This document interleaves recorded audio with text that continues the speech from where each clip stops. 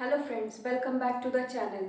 तो दोस्तों, अभी तक हमने बहुत सारे चैप्टर्स क्लियर किए हैं और आज के क्लास में हम स्पोकन इंग्लिश का सबसे इम्पॉर्टेंट चैप्टर डिस्कस करने जा रहे हैं।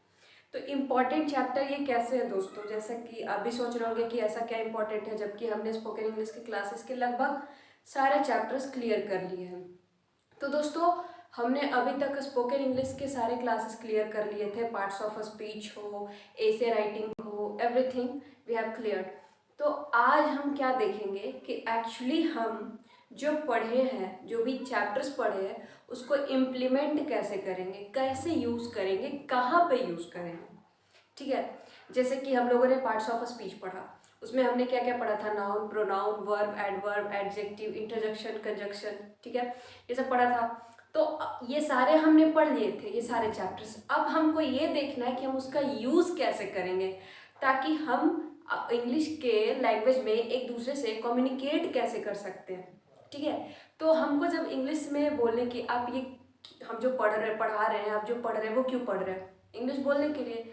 तो हमने इंग्लिश बोलने के लिए जो जो पढ़ना होता है वो पढ़ लिया। अब हमको क्या जानना है कि हमने जो पढ़ा है उसका इस्तेमाल कैसे करें। ठीक है, तो दोस्तों, हम लोगों ने पार्ट्स ऑफ अ स्पीच में पढ़ा था। पार्ट्स ऑफ अ स्पीच क्या होता है? सबसे पहले तो हम इंट्रोडक्शन से स्टार्ट कर लेते हैं। ठीक है, शॉर्टकट में रिकॉल कर लेते हैं। तो दोस्तों, पार्ट्स ऑफ अ स्पीच होता है, इसके हिंदी में अगर हम इसको करें तो क्या? पार्ट्स ऑफ अ स्पीच, बोलने के भाग। ठीक है, तो क्या होता है कि हम इंग्लिश जो बोलना चाहते हैं, ठीक है, उसके लिए क्या क्या भाग जरूरी है, कौन कौन सा पार्ट्स नेसेसरी है, वही हमारा पार्ट्स ऑफ स्पीच। तो पार्ट्स ऑफ स्पीच हम लोगों ने पढ़ लिया था। अगर आपने नहीं पढ़ा है तो लिंक डिस्क्रिप्शन में दे दूंगी, आप देख लेना वहाँ पे जाके, चैप्टर से आप रिवाइज कर लेना। ठीक है, तो दोस्तों, जैसा कि हमने पढ़ा था पार्ट्स ऑफ स्पीच में नाउन। ठीक है, नाउन क्या होता है? पर्सन, प्लेस और थिंग। प्रोनाउन, उसके लिए जो हम एक्स्ट्रा वर्ड यूज करते हैं नाउन के जगह पे, ही, सी, इट, देम, तो वो हो जाता है प्रोनाउन। वर्ब, कुछ करना। ठीक है, एडवर्ब, जो एडजेक्टिव, तो एडजेक्टिव होता है किसी भी चीज़ का गुण, अवगुण बताने वाला। ठीक है, किसी भी चीज़ के बारे में डिस्क्रिप्शन देने वाला, अच्छा है, बुरा है। ठीक है, और फिर होता है एडवर्ब। एडवर्ब क्या होता है दोस्तों? एडजेक्टिव और वर्ब से मिला होता है, जो कि एडजेक्टिव और वर्ब, यानी एडजेक्टिव ऑफ वर्ब, यानी कि वर्ब का एडजेक्टिव। तो जो वर्ब होता है, जो काम करते हैं, उसकी विशेषता बतलाने वाले को एडवर्ब करते हैं। ठीक है, इंटरजेक्शन था, कंजक्शन था। ठीक है, तो दोस्तों, अब हम देखेंगे कि हम इन सब का यूज कैसे करते हैं। It's too simple. सबसे पहले आपको क्या करना है? आपको ये याद रखना है कि आपने जो पढ़ा है, ठीक है, आपने जो पढ़ा है उसमें क्या क्या आता है।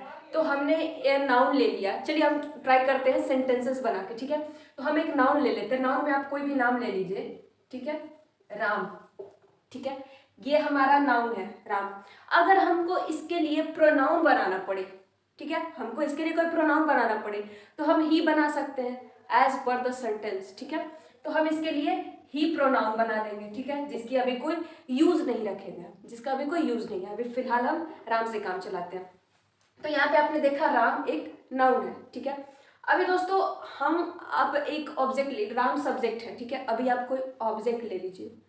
ठीक है, कोई ऑब्जेक्ट ले लीजिए। आप एक काम क्यों नहीं करते, एक हिंदी में सेंटेंस ले लीजिए, उसका इंग्लिश ट्राई करके देखिए अपने पार्ट्स ऑफ स्पीच के रिकॉल के थ्रू। ठीक है, तो हिंदी में अगर आप एक सेंटेंस लेते हैं, तो मान लीजिए राम पढ़ता है। ठीक है, राम राम किताब पढ़ता है, राम किताब पढ़ता है। ठीक है, आपके पास चार वर्ड्स हैं, राम किताब पढ़ता है। ठीक है, तो अब हम ये देखेंगे कि इसके जब हम इंग्लिश चेंज करेंगे, अब ये तो सिंपल वर्ड्स है, इसके इंग्लिश हम सब जानते हैं। राम का राम है, किताब का आपका बुक हो जाएगा। ठीक है, पढ़ाई का क्या होता है दोस्तों? रीड। ठीक है, और है तो उसके जगह पे आप ऑक्सिलरी वर्ब। सिंस पढ़ता है तो वो तो आपको सिंपल टेंस में आ जाएगा, जैसा कि हमने टेंस भी पढ़ा रखा है दोस्तों। आई होप आपको टेंस याद हो, अगर नहीं याद हो तो एक बार आप रिवाइज कर लीजिए, पीछे चैप्टर्स में है टेंस, ताकि आपको दिक्कत ना हो। क्योंकि पार्ट्स ऑफ स्पीच सारे नेसेसरी है, पर आप सेंटेंस बनाओगे टेंस के बेसिस पे ही, कौन सा टेंस है उसके बेसिस पे ही आप सेंटेंस बना सकते हो। ठीक है, तभी आपको पता चलेगा कि आप कौन से टेंस में कौन सा वर्ड, एक्सुलरी वर्ब यूज करना है, मॉडल यूज करना है, क्या यूज करना है, या फिर हमको कुछ नहीं यूज करना है। ठीक है, और किस फॉर्म का वर्ब यूज करना है, ये आपको टेंस पढ़ने के बाद ही रियलाइज होगा। ओके, तो आई थिंक अगर आपको याद नहीं है तो आप रिवाइज कर लें। अभी देखते हैं हम लोग इसको। तो राम किताब पढ़ता है, राम यहाँ पे बुक है, यहाँ पे रीड है, तो अब अगर हम सीधा लिख दे राम बुक रीड, आपको खुद अपने आप में, आपको पता है इंग्लिश की एक खासियत होती है, वो खासियत ये है कि if you ever spoke wrong, ठीक है, कभी भी आपने गलत इंग्लिश बोली, आपको खुद ही लगेगा कि मैं गलत बोल रहा हूँ या मैं गलत बोल रही हूँ, ठीक है, आपने खुद ही रियलाइज हो जाना है कि I am wrong. How? Ram book read. आपको अगर इस सेंटेंस से कोई भी सेंस मिलता है तो आप मेरे को बताना, लेकिन इसमें थोड़ा सा चेंजेस आप अगर लाओगे, थोड़ा सा, आपको सारा सेंस मिल जाएगा। कैसे?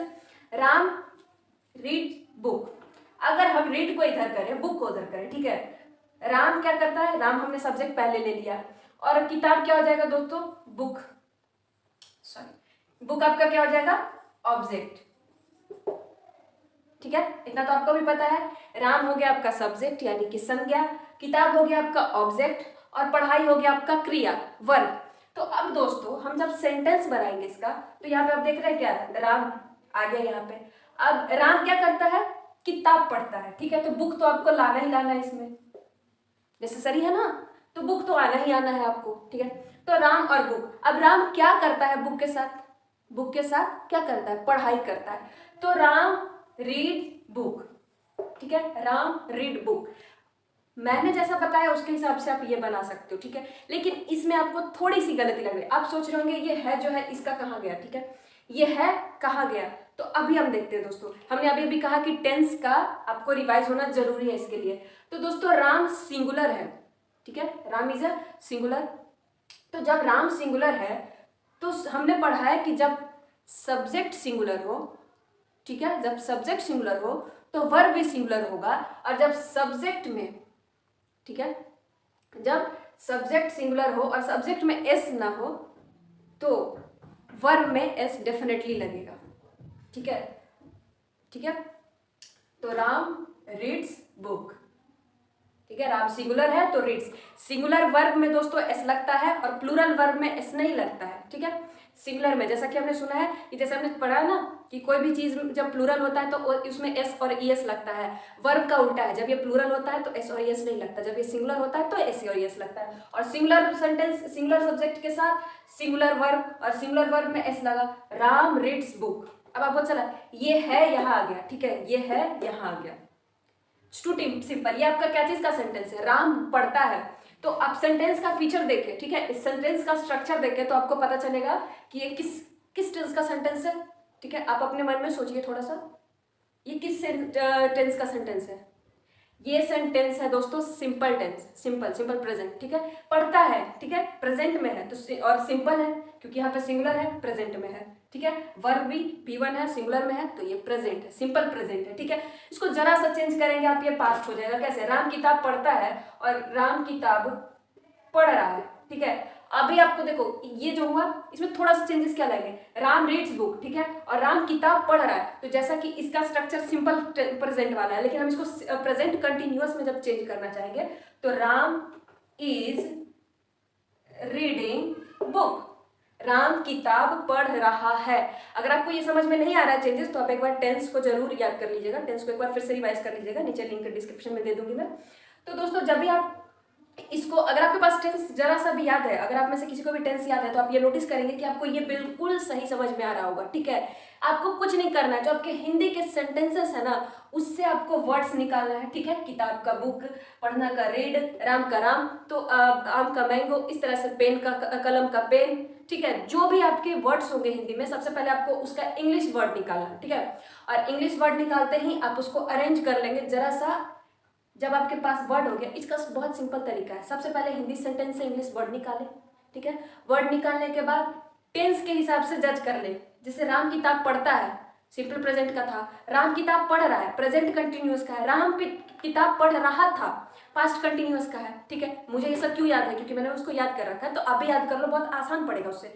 अब सेंटेंस देखोगे आपको पता चलेगा कि किस टेंस का है, ओके। जब आपको पता चला किस टेंस का है तो अब उस टेंस का स्ट्रक्चर आपको याद आ जाएगा, और अगर उस टेंस का आपको स्ट्रक्चर याद आ जाएगा तो इंग्लिश का जो ये वर्ड निकाले उस वर्ड को खुद से अरेंज कर लेंगे, and then you have no problem while making a sentence in English, ठीक है।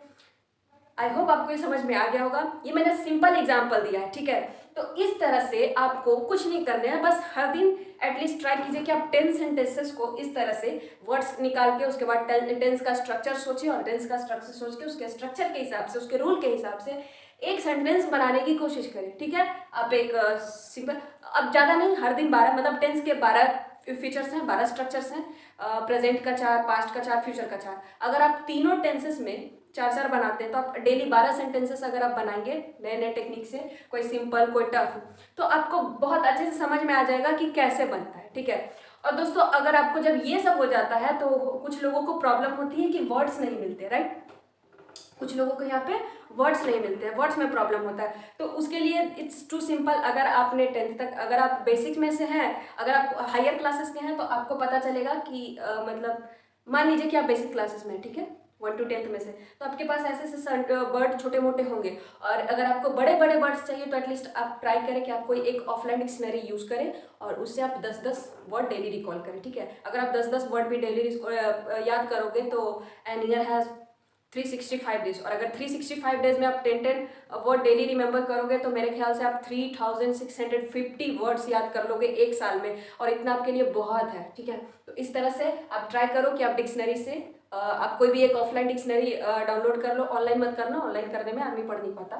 ऑफलाइन डिक्शनरी एक अच्छी सी डाउनलोड कर लो, या घर में भी है तो। अब घर में से डिक्शनरी आदमी हर जगह नहीं ले जा सकता, हर जगह उसको नहीं कैरी कर सकता, तो आप मोबाइल में रख लो। मोबाइल हर कोई यूज़ करता है तो आप मोबाइल से ईजिली उसको कर सकते हो, ठीक है।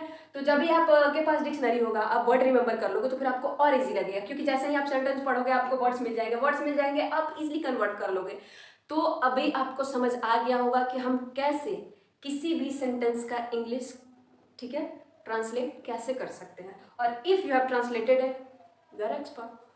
और ठीक है, अगर आप ये लिख लेते हो तो फिर होता है बोलने की हिचकिचाहट। तो बोलने की हिचकिचाहट क्लियर करने के लिए दोस्तों आपको उसके लिए बोलना पड़ेगा, प्रैक्टिस करना पड़ेगा, ठीक है।